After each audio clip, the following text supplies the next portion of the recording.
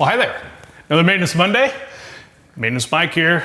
Got a little topic for you today. We're gonna go over some self-closing hinges, okay? On most doors to a garage, a service door area, we're gonna have a self-closing hinge on here, okay? This is a code requirement that we have this on here. And on the self-closing hinge, if you have a hex wrench or an Allen wrench, that's gonna go right in the top of your self-closing hinge. You got another pin right here, it sits inside this hole. So what we're gonna do here to loosen up the tension on here, so I'm gonna start by putting it over here. I'm just gonna take a little bit of tension off. You see that pin move a little bit? Sometimes it helps to have needle nose pliers, but right now I got it pulled out far enough I can get it with my fingers. I'm just gonna pull it out completely.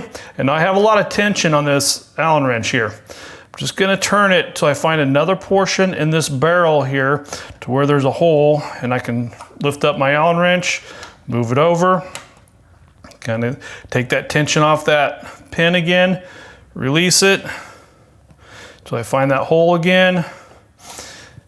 And then one last one here. Basically, I've taken the pin out now, okay? So now there's no tension in this hinge, okay? So if you wanted to take the tension off here completely, again, this is required by code that we have tension. Some cities require you to have it completely to where it's actually shutting.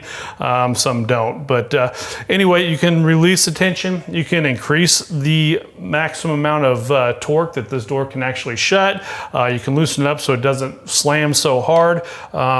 To put the pin back in, we're going to start back over here. It's opposite of the way we took it out. We're just going to turn it till we find where that hole is, like that. And then we're going to turn it again. And every time I'm doing this, when I pull the pin out, I'm trying to find where, the hole's there, you see the hole, but inside the barrel there's a hole about I think there's 5 of them around there. And you're just gonna kind of turn it till you get to that point where you can find that hole again, and then put it in there.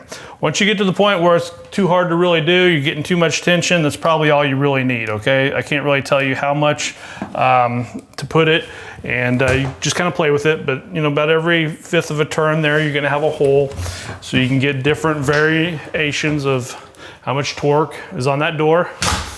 And that's it. That's how you adjust a self-closing hinge. Hope this helps out. We'll see you again next Monday for, another Maintenance Monday. We'll see what we can do in 3, 2, 1. Oh, that didn't work out too well.